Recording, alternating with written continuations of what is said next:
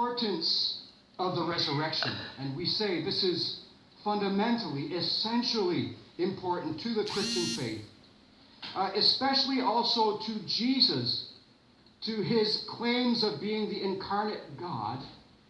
You would think that Jesus would have made himself more tangibly evident to more people and to more places after he arose alive from the grave. What I'm saying is, in those 40 days, why does the New Testament not chronicle his tour throughout Galilee and Nazareth, and then up to Syrophoenicia, and then back down through that Decapolis area, and then through Samaria, and maybe even broaden, extend the reach of his earlier ministry and maybe go into other areas, given the importance of the resurrection, given his claims, his audacious claims of being the incarnate God? Why would he not have done that?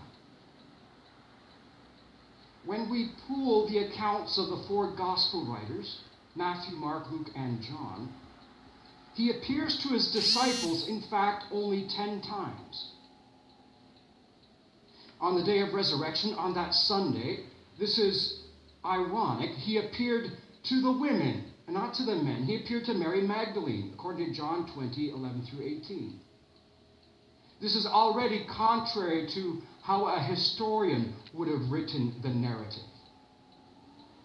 Then he appeared to the women who were on the way to tell the disciples, who were away, hidden in fear. That's in Matthew 28, 8 through 10. He appeared to them. Then, still on that same day, in the evening, he appeared to the two Emmaus disciples. Remember Clopas and his friend? They were walking away from Jerusalem, so discouraged, disillusioned about what had just happened in the last 3 days. He appeared to them that day. And then that evening, he appeared to the disciples minus Thomas, so to the 10. Then, 8 days after Easter, Jesus appeared to the disciples again, this time plus Thomas. He was there, John chapter 20. And then in the weeks that remained before his ascension from the Mount of Olives, he appeared to 7 disciples at the Sea of Galilee, according to John chapter 21. Then he appeared on one occasion to 500 disciples at a time, at a large gathering. We don't have a lot of details. That's from 1 Corinthians chapter 15. He also appeared to the disciples in Galilee, a general kind of a statement from Matthew 28, and he appeared to James. And then, on the 40th day after Easter, Jesus appeared to all of the apostles, so the remaining 11. Judas was no longer on the scene, of course, and this was just before he was lifted before their eyes to heaven. Now, though there appear to be only 10 instances when Jesus presented himself as the risen Lord to the people, these instances were historically significant.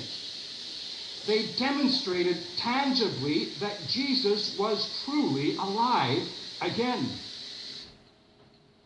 And very significantly, they opened the apostles' eyes to what God had really promised and what he had actually foretold in the Old Testament scriptures. And in 1 Corinthians chapter 15, Paul lists the appearances of the risen Jesus as being of first importance to our faith. And we would say amen to that today.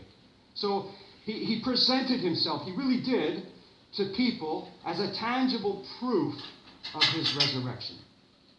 Without the evidence of Jesus' bodily resurrection, as witnessed by various human beings during those 40 days after Easter, we would truly